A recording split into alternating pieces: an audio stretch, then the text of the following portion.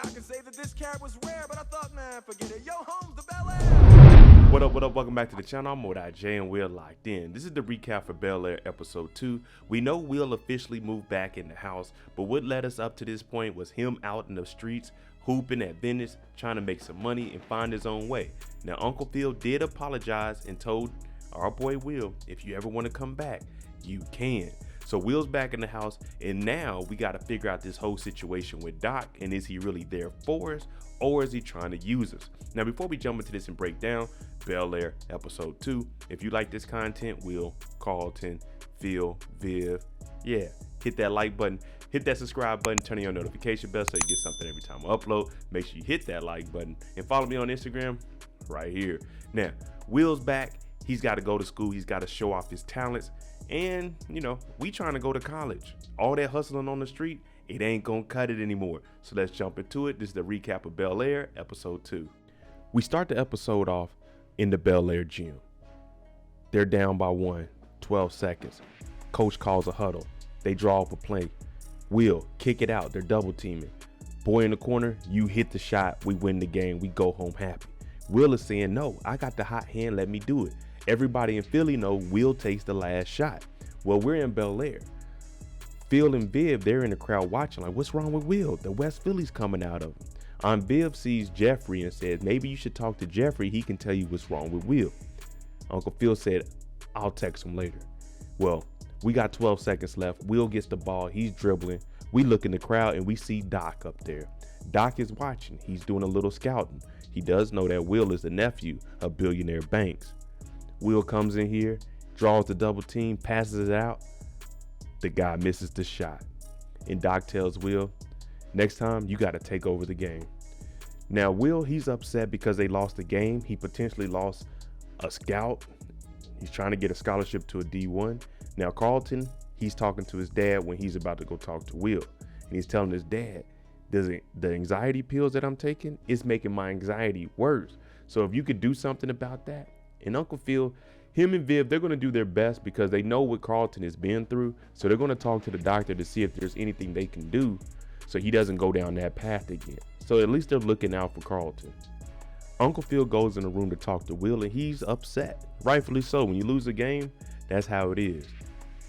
But he's saying, hey, Will, sometimes you need to calm down. What you were doing in Philly might not work out here. You got to listen to the coach. And Will's trying to explain. Everybody knows Will Smith takes the last shot. But then he also brings up, who was that man you were talking to? And Will's saying, oh, that's Doc. He's a scout. He's connected. But Uncle Phil, being in this kind of business, knowing that people go behind your back and do dirty deals, he's saying you got to watch them. Everybody's interest ain't the best interest for you. It's the best interest for them.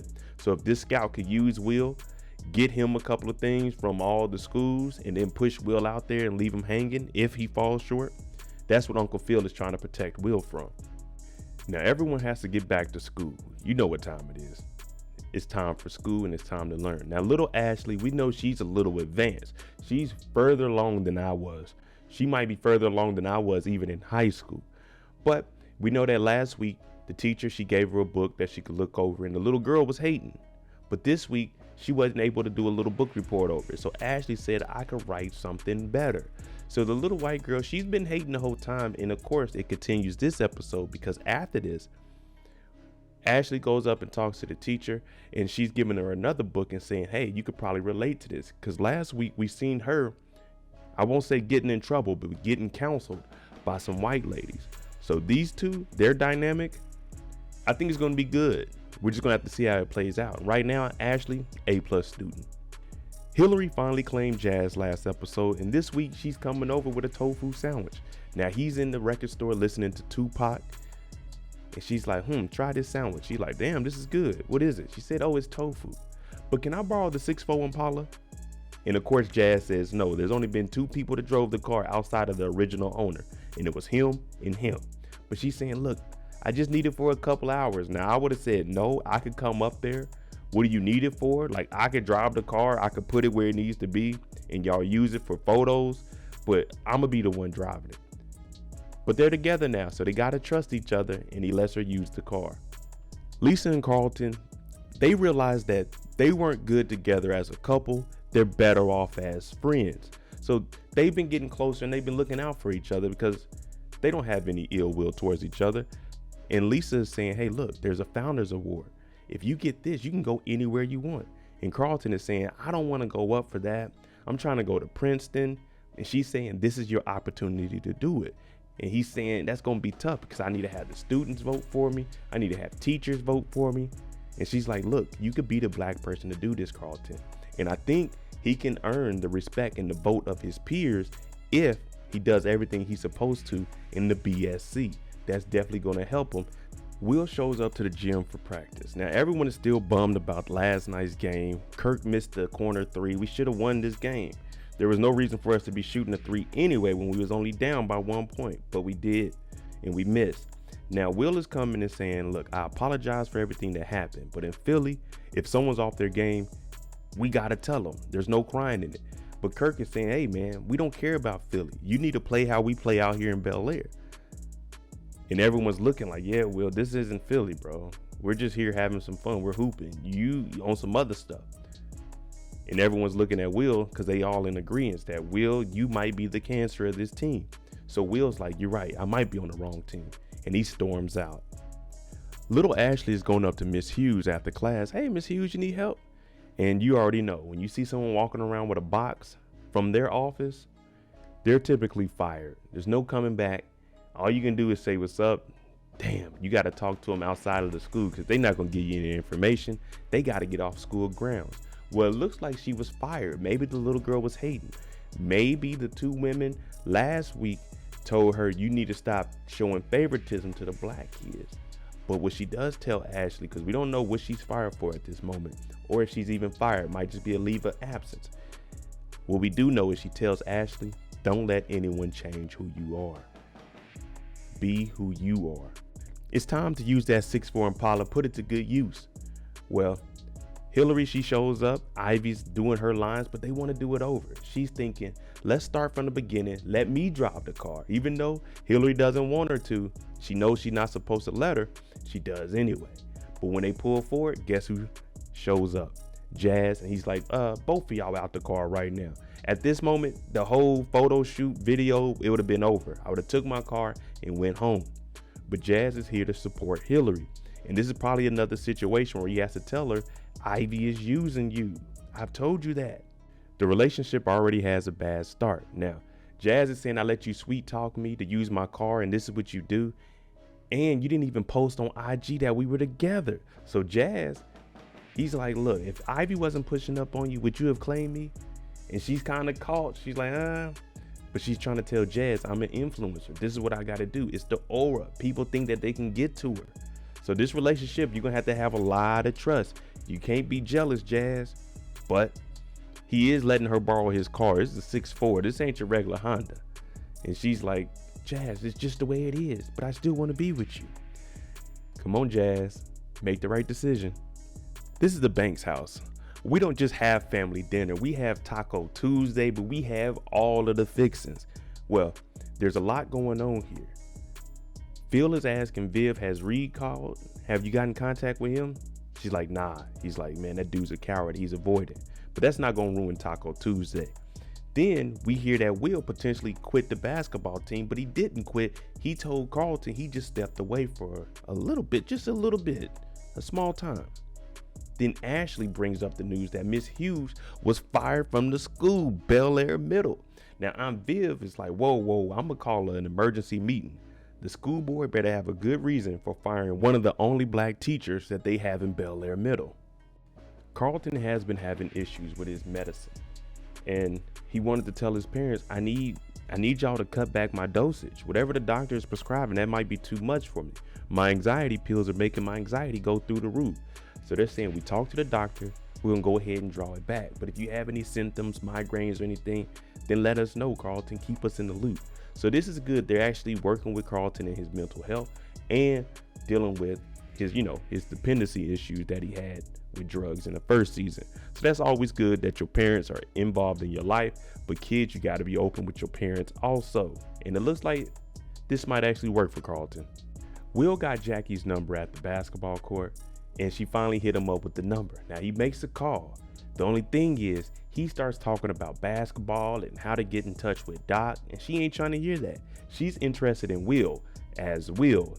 Basketball was just an extra. So she's like, I ain't trying to hear that. He said, no. I'd like to get to know you a little more. Can we meet up sometime? She said, later on. There's an after hour spot in Inglewood, but if you need a pass to get out the house and come down here, let me know. Will said, nah, I'm gonna meet you anywhere, anytime. So Will's going all out for Jackie. They had a family emergency meeting where all the family members, they come in and they talk to the school board about the firing of Miss Hughes.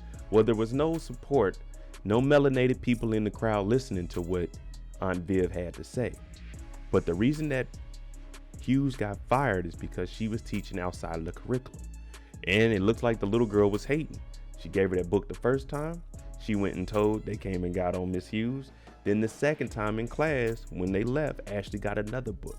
Now, she wasn't really teaching anything outside the curriculum. She was just giving her some books that she could read on her own time. Yeah, it's a little bit extra credit, but it's not actually impacting the whole overall curriculum of the class. But that's how it is, man. That's how these schools are nowadays. They don't want you to learn nothing but what they want to teach you. Phil and Geoffrey finally sit down to have a conversation. The last time they seen each other, there wasn't too much talking going on. But now they're here. And Uncle Phil is saying, if I told you to do something and you went against it and did it, I know you did it for a reason, Geoffrey. I love you like a brother. So that's why I'm here talking to you. Now, Geoffrey's been thinking about his own son, Frederick, and he can't see Frederick right now. So he's looking at Uncle Phil, making sure that he does the right thing with Will, because Will's dad is gone and Phil is supposed to fill that void. Now, Uncle Phil understands how tough it is. And Geoffrey, he's giving a little pushback because as the worker, it's hard to tell your boss and explain to them what's going on in regular people's lives, especially when they're rich as hell. So at least they're coming to an understanding, and Uncle Phil is basically apologizing and saying, hey, Geoffrey, the whole family loves you and we want to support you through anything you have going on. Will's getting ready to meet up with Jackie down in Inglewood, but he gets caught by Carlton. Now, Carlton's med has been having him up all night, can't sleep, I know the feeling. But he tells Will, you trying to make a great escape? You know there's only one way to exit this house without being caught on camera, right? The only way Carlton is going to tell Will how to get up out of the house without being detected is if he gets to go and party with him. And Jazz is outside waiting in that same 6'4". They show up to the party and Jazz tells them exactly how it's going to go down. I'm in charge of y'all. Do not mess up. Don't be drinking. None of that nonsense or I'm going to drag you up out of here. Now, there's a honey in the crowd looking at our boy Carlton. Carlton came out and Will's like, man, she looking at you. Carlton ain't never been in an environment like this. He's always at the white people party. They got that YG playing. Scared money don't make no money. Oh, this is the place to be. Carlton getting his dance on the floor. Will just met up with Jackie. They talking basketball, but she rather be talking moves on the floor. So man, this might be a cool little night in Inglewood. Everybody out there grooving. Even Jazz got him something. I'm like, man, this is the place to be on a Tuesday night in Inglewood. But Will looks around and he sees something. He tells her, hey, Jack, you need some water? And he abruptly stops dancing. Will goes to check on his cousin and Carlton's holding it down. He got two girls.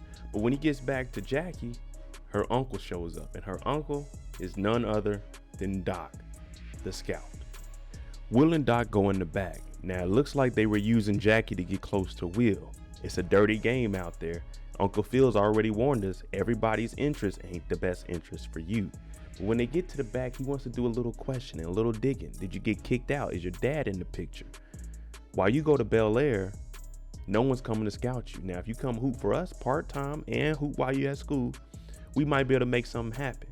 But then he cuts Will off because he's not giving Will all of the information at one time. He wants to string him along so Will will feel like he needs him. Will and Carlton are downstairs hungover. Well, they should just be tired. Wasn't no drinking last night. And they're eating at Banks breakfast. Reed finally calls back. And guess what? Geoffrey shows up and he tells the kids, I'm back, but let's get back on our regular schedule. Y'all are 10 minutes late for school. Reed called Viv and was like, are you mad about that article because it's all about him? You damn right she is. It's supposed to be showcasing what she has coming up. But since everything didn't work between the two, Reed pulled a business move. He said, well, we're going to make the article about me then. If you're not going to work with me, then you're against me. That's just the way it's played. But you hear Uncle Phil, you need to take the gloves off, Viv. You got to fight back. Hilary hits up Jazz and tells him that she wants to apologize over lunch. He shows up and she feels like, hey, you were right about a few things and I apologize about that. But I want to take our relationship to another step, another level. And that's by letting my parents know. Now Jazz is like, all right, cool. When we gonna do it? Well, it turns out they're invited for lunch also. And they're looking at Jazz. Jazz is looking at them because no one was expecting this. But Hilary's stepping it up. She's doing it for her man. But Uncle Phil is looking at Hilary like, are you really dating this dude, Jazz? The one that be hanging around Will? You know, he ain't liking this. Uncle Phil gets angry quickly. Well, Carlton is stepping it up. He goes to the BSC. He didn't initially have anything to bring to the meeting, but he's bringing up Miss Hughes being fired and being one of the only black teachers. They're about to stand for this.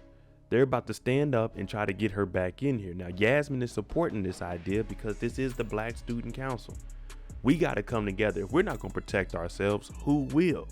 So it looks like these two, they're building a nice bond, and this might work out for Carlton to be able to win that founders program with the vote from the blacks.